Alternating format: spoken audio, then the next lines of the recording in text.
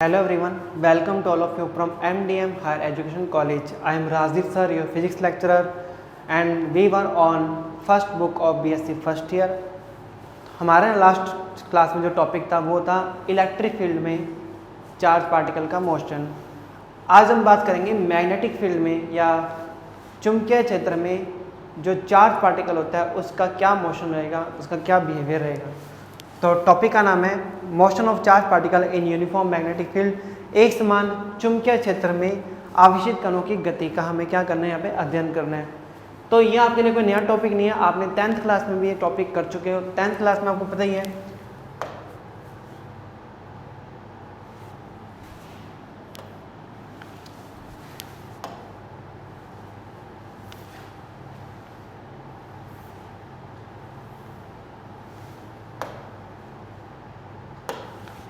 आपने पढ़ा था कि F इक्वल होता है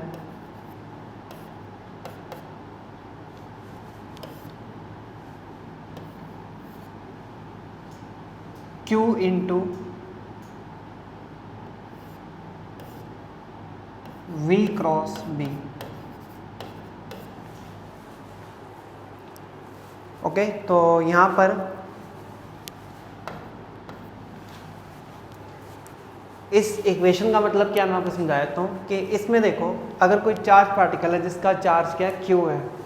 Q के बारे में मैंने आपको लास्ट क्लास में बता दिया था कि Q जो होता है एक टेस्ट चार्ज होता है जो जिसका हम ये मानते हैं कि पॉजिटिव 1 कूलम चार्ज है। हालांकि आपको कहीं लिखना नहीं है कि 1 पॉजिटिव 1 कूलम चार्ज है या धनात्मक इकाई इसका आवेश है, ये आपको कहीं नहीं लिखना। आपको ये चीज़ माइंड में रखनी है कि Q जो है वो 1 कूलम चार्ज है पॉजिटिव, ठीक है। अब इसके बाद V यहाँ पे क्या है, वेलोसिटी है, और B वेक्टर यहाँ पे क्या है, मैग्नेटिक फील्ड की डायरेक्शन है। तो इसका मतलब ये हो गया कि मान लो आपको ध्यान होगा राइट हैंड रूल था फ्लेमिंग का, उसने कहा था कि अगर ये जो हमारी इंडेक्स फिगर होती है, ठीक है ना, अगर इसको हम शो करें किससे, इलेक्ट्रिक फील्ड से। इलेक्ट्रिक फील्ड किससे बनता है, जब चार्ज मोशन करता है और ये पॉजिटिव चार्ज है इस तरफ जा रहा है, तो यानी कि जो Q का यहाँ पे Q की जो वेलोसिटी है, Q का जो वेग है जिसको V वेक्टर से डिनोट कर रखा है, ये फिंगर किसको शो कर रही है, V वेक्टर को। ओके, और ये जो फिंगर है, ठीक है ना, मिडल फिंगर, ये अगर शो करे किसको, मैग्नेटिक फील्ड को, चुंबकीय क्षेत्र को, तो ये थंब है किसको शो करता है, ये शो करता है फोर्स को। ओके, V वेक्टर ये फिंगर है, B वेक्टर ये वाली फिंगर है, और थंब किसको रिप्रेजेंट करेगा, फोर्स को। यानी कि अगर कोई चार्ज पार्टिकल इस फिंगर के अकॉर्डिंग चल रहा है, यानी कि ये मान लो कि अगर ये x डायरेक्शन है, ये y डायरेक्शन है, और ये z डायरेक्शन है। अगर चार्ज पार्टिकल x डायरेक्शन में मूव कर रहा है, यानी कि करंट इस तरफ शो हो रहा है, और मैग्नेटिक फील्ड या चुंबकीय क्षेत्र इस तरफ है, माइनस z डायरेक्शन में है, तो ये जो y डायरेक्शन है किसको शो करेगी, फोर्स को। यानी कि इस चार्ज पे एक फोर्स लगेगा ऊपर की तरफ। यहाँ पे भी डायग्राम दे रखा है, इसको समझ लेते हैं कि मान लो ये चार्ज पार्टिकल है, ये v वेक्टर स्पीड से इस तरफ चल रहा है, ओके, इस डायरेक्शन में। यहाँ पे हमारे पास कोऑर्डिनेट एक्सिस है x y z, ठीक है ना, ये आपको पता है परपेंडिकुलर होते हैं। v वेक्टर इस तरफ चल रहा है, तो v वेक्टर और b वेक्टर के बीच में एंगल कितना है, थीटा है। v वेक्टर को अगर डीकम्पोज करेंगे, वियोजित करेंगे, तो इधर वाला पार्ट हो जाएगा v cos थीटा और इधर वाला पार्ट हो जाएगा v sin थीटा। यानी कि जो v sin थीटा है, अगर ये x डायरेक्शन में है और मैग्नेटिक फील्ड y डायरेक्शन में है, तो इस q पर फोर्स लगेगा अप डायरेक्शन में, यानी कि z डायरेक्शन में। तो ये हमारे पास था फ्लेमिंग राइट हैंड रूल, या इसको आप screw right hand screw rule भी बोल सकते हैं। स्क्रू आपको पता ही है कि अगर अपने ऐसे घुमाते हैं, इस तरीके से घुमाते हैं, तो वो ऊपर की तरफ मोशन करता है। पेच जो होता है, हम अगर इसको ऐसे रोटेट करें तो वो ऊपर की तरफ मोशन करता है। ओके, तो यहाँ पे ये डायग्राम है, इसमें जो v वेक्टर का जो v sin थीटा है ना, वो ही यूज में आएगा। v cos थीटा क्या है, b डायरेक्शन के पैरेलल हो जाएगा। अगर चार्ज पार्टिकल मैग्नेटिक फील्ड की डायरेक्शन में मूव कर रहा है तो उस पर कोई फोर्स नहीं लगेगा। इसका रीज़न क्या है, इसका रीज़न ये है कि मान लो अगर ये दोनों पैरेलल हो गए, v वेक्टर और b वेक्टर, तो इनका बीच का एंगल क्या हो जाएगा, 0 हो जाएगा।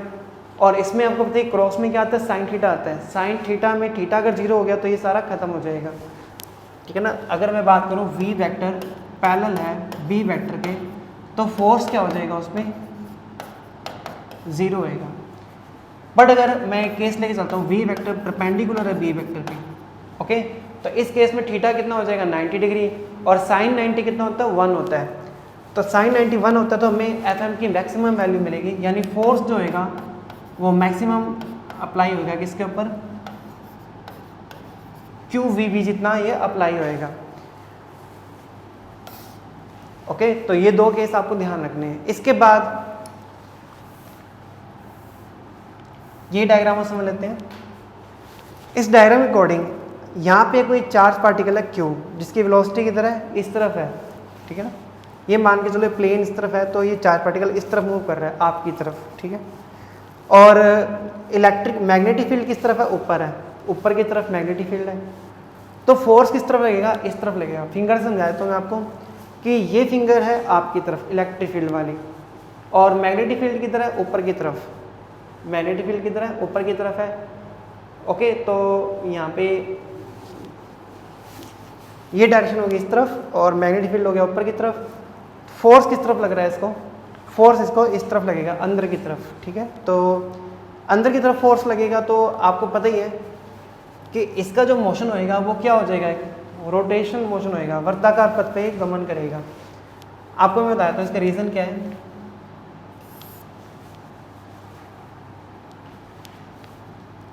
यहाँ पर अगर कोई पार्टिकल इस तरह से रोटेट हो रहा है, तो कोई भी पार्टिकल अगर रोटेट होता है तो आपको पता ही है रोटेशन मोशन में एक सेंट्रीफ्यूगल फोर्स लगता है, वो होता है अपकेंद्रीय बल बाहर की तरफ।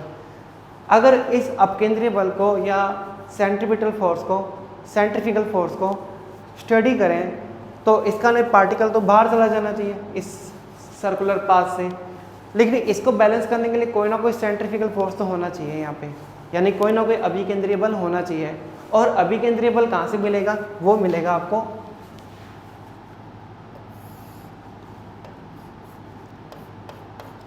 F से, और F किसके इक्वल था, क्यू वी बी के।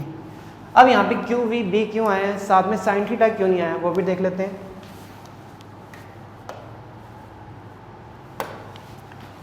मान लो चार्ज पार्टिकल जो है वो इस तरह से मोशन कर रहा है, मैग्नेटिक फील्ड है वो किस तरफ है, वो ये हमारे पास करंट की डायरेक्शन होगी। मैग्नेटिक फील्ड मान लो ऊपर की तरफ, यहाँ पे एक मिनट, करंट नीचे की तरफ है और मैग्नेटिक फील्ड मान लो अंदर की तरफ है, इनवर्ड है।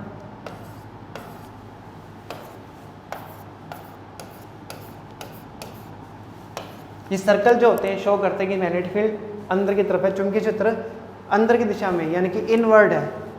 तो फोर्स जो है इस पर वो सेंटर की तरफ लगेगा, और उस फोर्स की वैल्यू क्या होगी, क्यू वी बी। और आपको पता ही है कि यहाँ पर वेलोसिटी नीचे की तरफ है, मैग्नेटिक फील्ड क्या है, अंदर की तरफ है, तो दोनों के बीच में एंगल कितना हो गया, 90 डिग्री हो गया।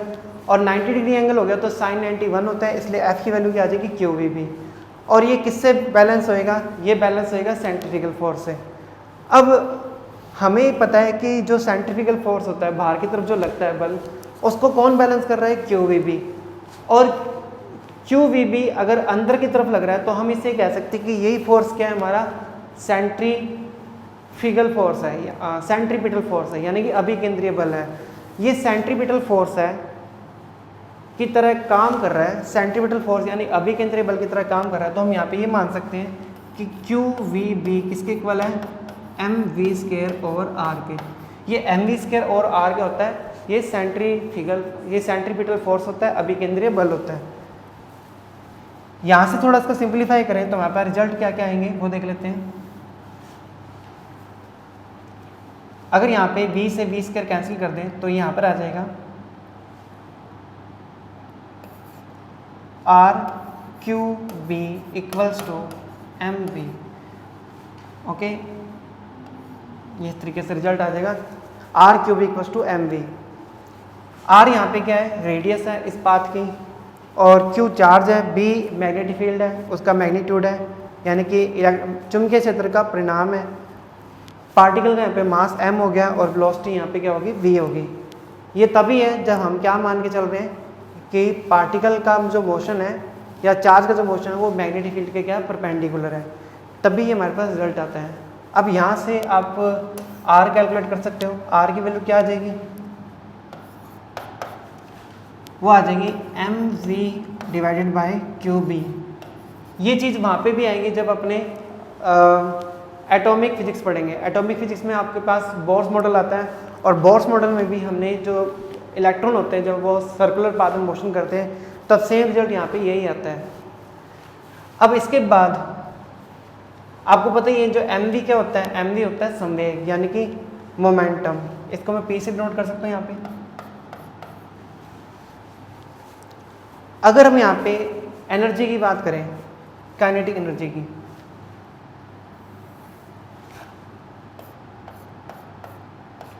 वो होता है हाफ mv²। अगर m को ऊपर नीचे मल्टीप्लाई करा दें, ये आ जाएगा m²v²। इट मीन्स ये आ जाएगा p², और p² की वैल्यू यहाँ पे क्या है, r³b।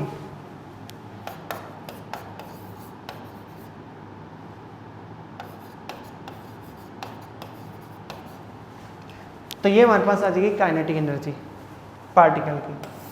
तो आपको यहाँ पे कुछ रिजल्ट दिखाने हैं, जैसे आर वेक्टर दिखाना है आपको, एनर्जी दिखानी है आपको यहाँ पे कैसे कैलकुलेट होती है पार्टिकल की।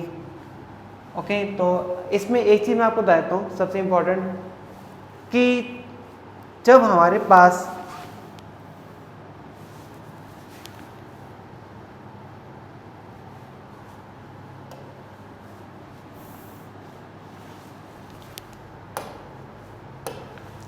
जब पार्टिकल इस तरह से वेलोसिटी देता है कि उसका मैग्नेटिक फील्ड से क्या होता है, परपेंडिकुलर उससे नम्बत होती है जब उसकी दिशा, यानी कि v वेक्टर नीचे की तरफ हो और मैग्नेटिक फील्ड अंदर की तरफ हो, यानी कि दोनों के बीच में 90 डिग्री एंगल हो, तो ये चीज़ ध्यान रखनी है कि जो पार्टिकल की जो वेलोसिटी होती है ना, उसका मैग्नीट्यूड कभी चेंज नहीं होता। डायरेक्शन भले ही चेंज हो जाए उसकी, क्योंकि सर्कुलर मोशन है। सर्कुलर मोशन को आप क्या कह सकते हो, यूनिफॉर्म वेलोसिटी होती है या नॉन यूनिफॉर्म वेलोसिटी होती है। ये नॉन यूनिफॉर्म वेलोसिटी होती है क्योंकि इसमें एक्सीलरेशन है, लेकिन एक तरफ मैं कह रहा हूँ कि v का मैग्नीट्यूड चेंज नहीं हो रहा, तो ये एक्सीलरेटेड मोशन कैसे हो गया, क्योंकि दिशा बदल रही है बार बार। यहाँ दिशा नीचे की तरफ थी, यहाँ दिशा इस तरफ हो जाएगी, यहाँ दिशा ऊपर की तरफ हो जाएगी, यहाँ दिशा इधर हो जाएगी, यानी कि हम टेंजेंशियली जो डायरेक्शन देख रहे हैं वो चेंज हो रही है, डायरेक्शन बार बार चेंज हो रही है। इट मीन्स ये पूरा जो मोशन है ना, हम ये मान के चलेंगे कि एक्सीलरेटेड है, ये त्वरण है इसमें।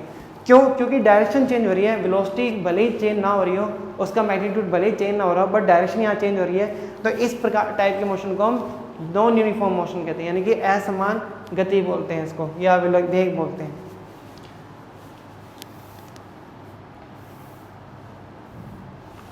अब थोड़े कंपोनेंट्स की बात कर लेते हैं। इसके कंपोनेंट में देखते हैं,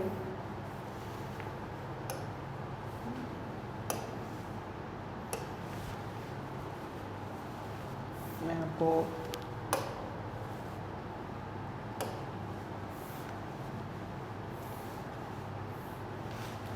ये डायग्राम समझते हैं वापस से।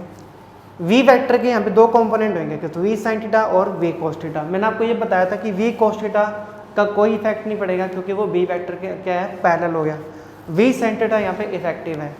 अब मान लो पार्टिकल को हमने पहले से कोई स्पीड दे रखी है, पार्टिकल को, चार्ज पार्टिकल को हमने पहले से एक स्पीड दे रखी है v, तो उसके जो दो कंपोनेंट होंगे, एक v sin थीटा और एक v cos थीटा, वो देख लेते हैं कैसे चेंज करेंगे।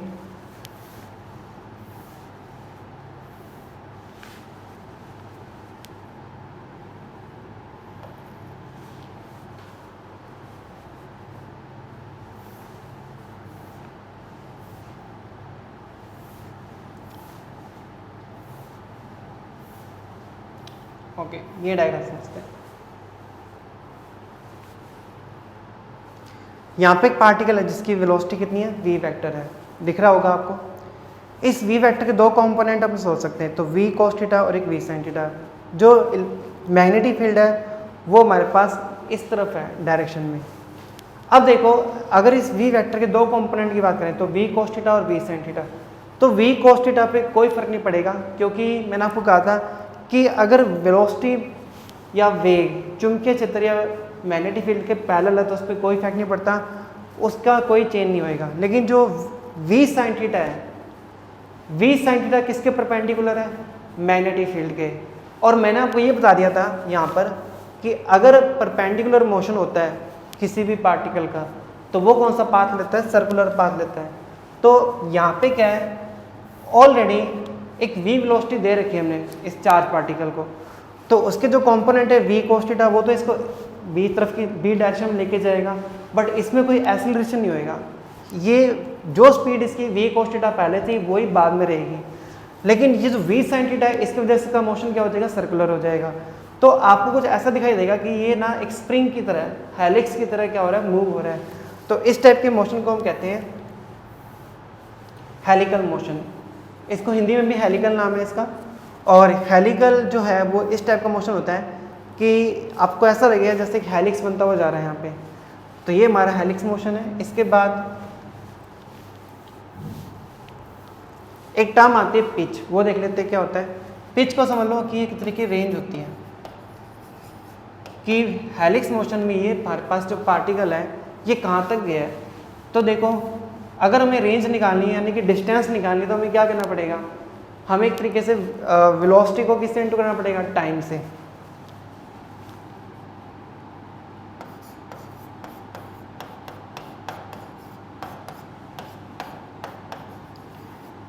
पिच में अब ध्यान रखना कि रेंज तो एक तरीके से डिस्टेंस होती है, बट पिच भी एक तरीके की रेंज होती है, बट इसमें जो टाइम लेते हैं वो लेते हैं पीरियोडिक टाइम, यानी कि आवर्तकाल। आवर्तकाल अपने को लेना है यहाँ पे। अब पहले आवर्तकाल कैलकुलेट कर लेते हैं, निकालने के कैसे।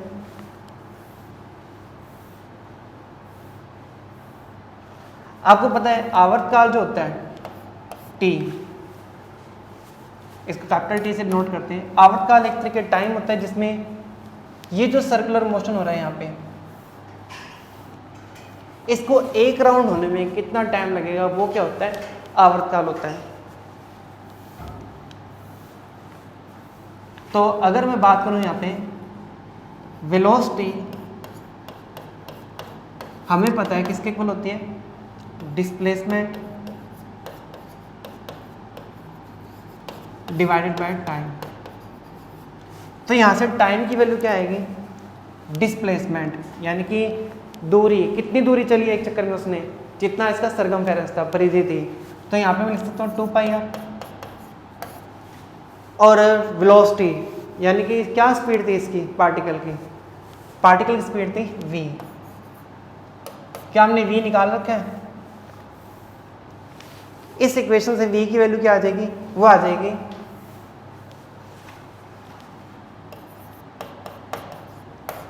r/b divided by m। तो m इधर ऊपर आ जाएगा, कुछ कैंसिल हो रहा है यहाँ पे, r से r कैंसिल हो गया। तो रिजल्ट क्या आ गया हमारे पास? जो पीरियोडिक टाइम है, आवर्तकाल है, वो इक्वल आ जाएगा 2πm डिवाइडेड बाय qb के। यहाँ से हम फ्रीक्वेंसी भी निकाल सकते हैं, यानी आवर्ती निकाल सकते हैं। आवर्ती क्या होता है? टाइम पीरियड का इन्वर्स होता है, यानी कि आवर्तकाल का जो व्युत्क्रम होता है वो आवर्ती होती है। तो यहाँ पे इसको आवर्ती को n से नोट कर लेते हैं, ये फ्रीक्वेंसी होगी। तो ये हो जाएगा qb डिवाइडेड बाय 2πm। ये दो रिजल्ट अपने दिखा दिया। ये तो हमारा पीरियोडिक टाइम आ गया जिसको हम कहते हैं आवर्तकाल।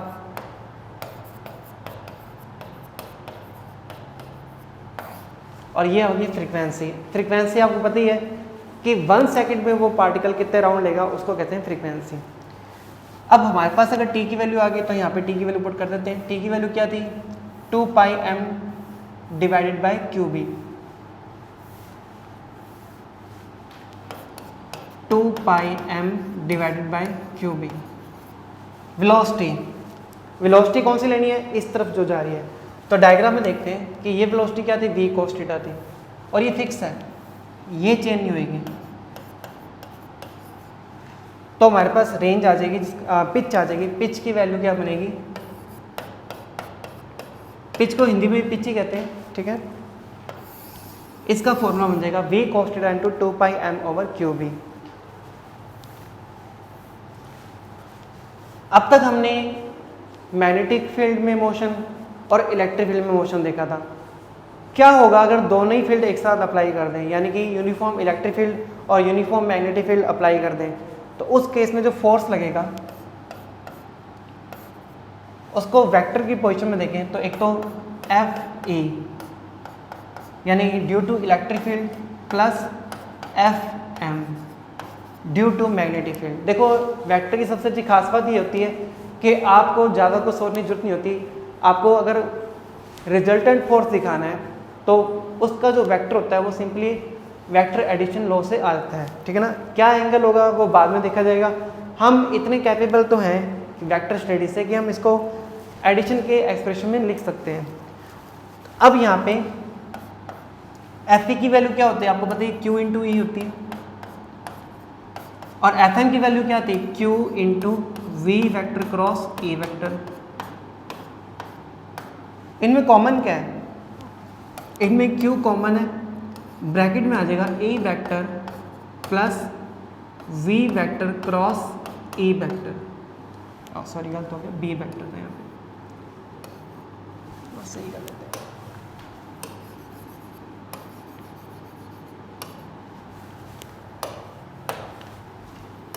B vector B vector, okay. ये जो फोर्स देख रहे हो आप, ये वाला, इसको हम कहते हैं लॉरेंज फोर्स।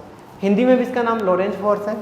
ये भी काफ़ी इंपॉर्टेंट एक्सप्रेशन है। ये मैक्सवेल की इक्वेशन का ही एक पार्ट है जिसमें इलेक्ट्रिक फील्ड और मैग्नेटिक फील्ड अगर दोनों अप्लाई होते हैं यूनिफॉर्म, तो उस केस में फोर्स कितना लगता है, वो लगता है q into E vector plus v cross B vector. तो आप इसके अकॉर्डिंग नोट्स बना लेना। और इसके बाद नेक्स्ट टॉपिक देखते हैं हम सूडो फोर्स। तो अपने अकॉर्डिंग नोट्स बना लो इसके according. Let's see next topic, pseudo और फिक्टिशियस फोर्स या आभासी छद्म बल। इसका ध्यान रखना, सूडो बोलते हैं, हालांकि स्पेलिंग पी से स्टार्ट होती है पर पी यहाँ पे साइलेंट है। सूडो फोर्स बोलते हैं। ये आभासी फोर्स है, एक आभास होता है, एक फील होता है कि हाँ फोर्स लग रहा है, ठीक है। इसको समझने के लिए एक बहुत अच्छा एग्जांपल लेते हैं कि जब मैं छोटा था ना, तो होता ये था कि मेरे को ट्रेन के पास खिड़की में बैठने का बड़ा शौक था। विंडो साइड में मैं बहुत ही क्रेजी था बैठने के लिए, कि मुझे अच्छा लगता था कि मैं ट्रेन की विंडो के साथ बैठूं।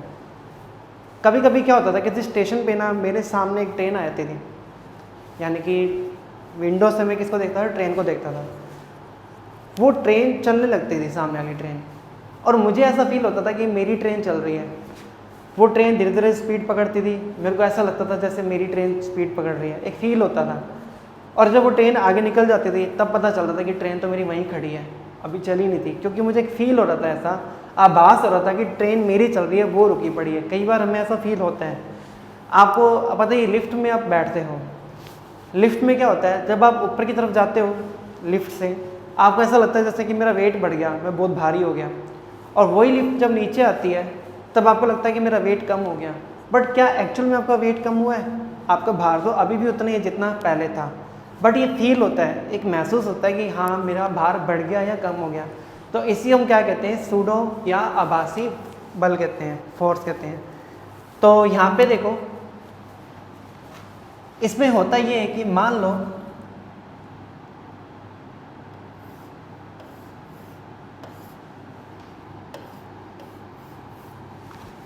यहाँ पे दो लिफ्ट है, ठीक है। इसमें एक कोई पर्सन है, बंदा बैठा है, और ये लिफ्ट है ना नीचे की तरफ जा रही है ए नोट एक्सीलरेशन से।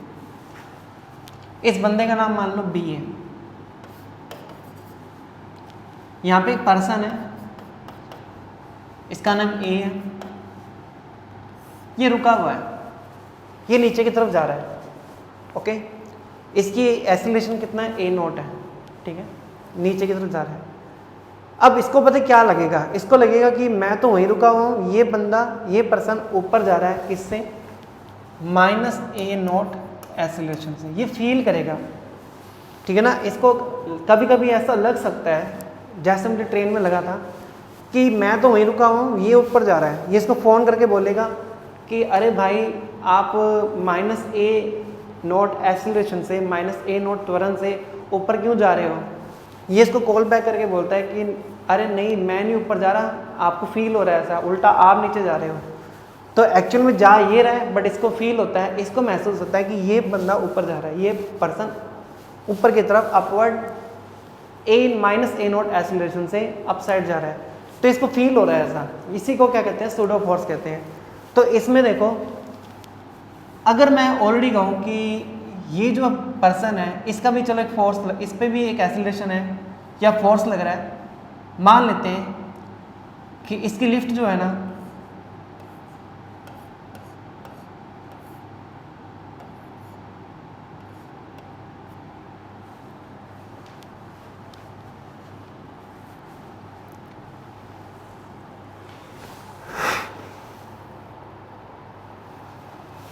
सॉरी, इसकी लिफ्ट में ऊपर की तरफ एक रियल फोर्स लग रहा है, यानी कि वास्तविक बल लग रहा है, और इस a0 के कारण जो फोर्स लग रहा है, मान लेते हैं F वेक्टर a0 है, ठीक है ना। तो एक F वेक्टर तो ऊपर की तरफ रियल है, इसकी लिफ्ट में मान लो पहले से एक फोर्स है, और एक फोर्स इसको फील हो रहा है इसके लिए, वो क्या है, F वेक्टर a0 है। तो परिणामी या टोटल फोर्स क्या होएगा वो देख लेते हैं, वो होएगा F vector equals to F real plus FA0 vector. बस ये आपको ध्यान रखना एक्सप्रेशन, प्लस माइनस की टेंशन मतलब बाद में दिखाते रहेंगे, क्योंकि हम वेक्टर एडिशन कर रहे हैं यहाँ पे। वेक्टर एडिशन कर लो, बाद में जब वैल्यूज रखोगे तो वो अपने अकॉर्डिंग प्लस माइनस हो जाएंगे। होता ही है कि एक तो रियल फोर्स लग रहा हो, यानी कि पहले से ही फोर्स लग रहा हो, दूसरा सेकंड फ्रेम में या दूसरे निर्देश में कोई बंदा बैठा है, उसको इसके लिए फील हो रहा है, आभास हो रहा है कि FA0 फोर्स लग रहा हो, तो रिजल्टेंट फोर्स क्या होएगा उसका, F वेक्टर होएगा, ठीक है ना। इसमें आप एक चीज़ ध्यान रखो कि हमें पता है कि F किसके इक्वल होता है, MA के।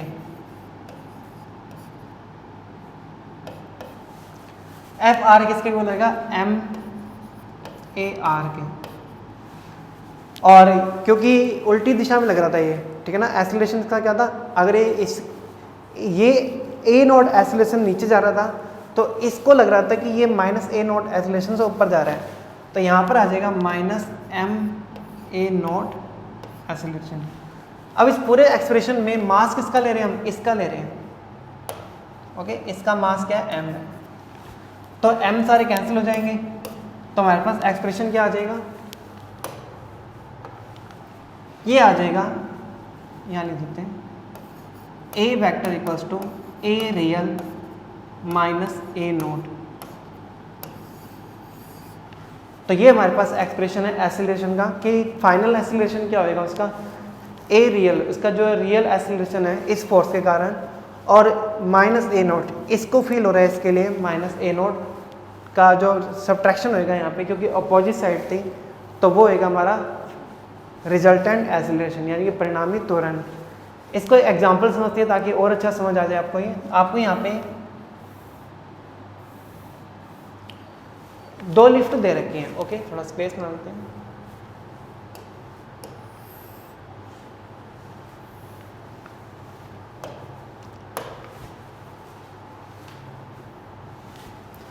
ओके, यहाँ पे लिफ्ट है, यहाँ पे भी लिफ्ट है, ये लिफ्ट ऊपर की तरफ जा रही है और ये लिफ्ट नीचे की तरफ आ रही है। अगर ये लिफ्ट ऊपर की तरफ जा रही है तो इसमें जो ऑब्जेक्ट होएगा या पर्सन ही मान लो, उसको क्या लगेगा, एक तो उस पर ग्रेविटेशनल एक्सीलरेशन जी की वजह से उस पर जो एफ रियल होएगा, ये एफ रियल लिखा हुआ है, वो इक्वल होएगा उसके एम जी के, ठीक है, क्योंकि उसका वेट है, खुद का जो रियल वेट है उसका या खुद का जो वास्तविक भार है वो किसके इक्वल है, एम जी के ऊपर है। एक लिफ्ट कहाँ जा रही है, ऊपर की तरफ जा रही है। किस एक्सीलरेशन से, ए नॉट एक्सीलरेशन से। इस लिफ्ट की वजह से इस ऑब्जेक्ट पे एक फोर्स फील होएगा या एक्सीलरेशन फील होएगा, वो होएगा माइनस ए नॉट। मैंने आपको बताया था कि होता उल्टा है, ये ऊपर की तरफ जा रहा है तो इसका जो एक्सीलरेशन है वो नीचे की तरफ फील होएगा, यानी कि अगर ये एफ फोर्स से ऊपर जा रही है तो ये एफ ए फोर्स से नीचे की तरफ फील करेगा। ये होगा हमारा क्या, आभासी बल यानी कि सूडो फोर्स। ये इक्वल है F A equal to M A nought के। तो इसका रिजल्टेंट क्या हो जाएगा, एफ इक्वल आ जाएगा F R plus F note. Okay, क्योंकि दोनों की डायरेक्शन सेम ही है इसलिए मैं यहाँ पे वेक्टर नहीं लगा रहा। ये फोर्स जो फाइनल फोर्स होएगा, रिजल्टेंट फोर्स होएगा, इसमें दो चीज़ें होंगी। तो रियल फोर्स जो उसका वेट है, उसका भार है, और एक सूडो फोर्स जो इसको आभास हो रहा है। तो जब लिफ्ट ऊपर जाती है ना तो इस ऑब्जेक्ट को या इस पर्सन को या इस बंदे को लगता है कि मेरा वेट बढ़ गया है। अब उल्टा देखते हैं, मान लो लिफ्ट है ना नीचे जा रही है, ये लिफ्ट कहाँ जा रही है, नीचे की तरफ, नीचे की तरफ जा रही है। तो मान लेते हैं ए नॉट वेलोसिटी से नीचे जा रही है, ठीक है। तो हम देखते हैं क्या होएगा। एक तो उसका वेट यानी कि भार, वो कितना होएगा, mg, जिसको एफ आर से नोट कर रहे हैं। अब लिफ्ट तो जा रही है ए नोट एक्सेलरेशन नीचे, लेकिन जो फील होएगा इसको, उसको फील होएगा कि मैं लिफ्ट जो है ना उसमें जो ऑब्जेक्ट है वो ऊपर की तरफ जाता हुआ फील होएगा, यानी कि माइनस एफ नोट, या इसको लिख सकते हैं एम जी माइनस एम ए नोट। ओके, तो इस पर्सन को ये लगेगा कि मेरा वेट है ना एम जी नहीं रहा, उसमें से एम ए नोट माइनस हो गया, यानी कि इसको लगेगा कि मेरा वेट कम हो गया, हल्का हो गया। लिफ्ट जब नीचे आती है तो उस पर्सन को या बंदे को लगता है कि मेरा वेट क्या हो गया, कम हो गया। जबकि लिफ्ट जब ऊपर जाती है तो उसको लगता है कि मेरा वेट बढ़ गया है। तो ऊपर जाने पे जो सूडो फोर्स है वो नीचे की तरफ फील होता है, और नीचे जाने पे सूडो फोर्स ऊपर की तरफ फील होता है। सूडो फोर्स ऊपर की तरफ फील हो रहा है, वेट उसका नीचे की तरफ है, तो दोनों का क्या हो जाएगा, सब्ट्रैक्शन हो जाएगा। यहाँ पे लिफ्ट ऊपर जा रही है तो सूडो फोर्स नीचे की तरफ फील हो रहा है, वेट भी इसका नीचे की तरफ है, दोनों ऐड करेंगे तो उसको लगेगा कि मेरा वेट बढ़ गया है। अगर एक कंडीशन मान लेते हैं यहाँ पे इंपॉर्टेंट,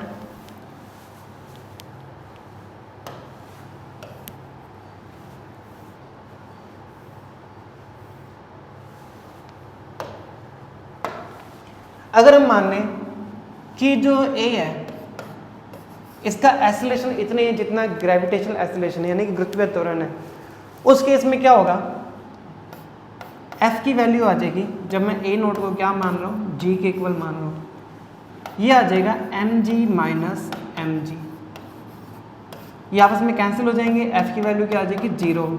ये भी काफ़ी इंपॉर्टेंट रिजल्ट है कि अगर लिफ्ट जी एक्सीलरेशन से नीचे की तरफ जा रही है तो इस पर्सन को ऐसा लगेगा कि जैसे मेरे पे कोई फोर्स नहीं रहा। वो कहेगा कि जैसे कि मेरा वेट ही नहीं है, अब मेरा कोई भार नहीं रहा है। उसको लगेगा कि जैसे मैं वेटलेस हो गया हूँ, मेरा 0 वेट है, मैं उसको एक तरीके से फील होएगा कि मैं उड़ रहा हूँ। अगर लिफ्ट जी एक्सीलरेशन से बहुत स्पीड से नीचे की तरफ आती है तो इसमें जो पर्सन है या कोई बंदा है उसको ये लगेगा कि मेरा वेट ही नहीं रहा, उसको 0 फील होएगा।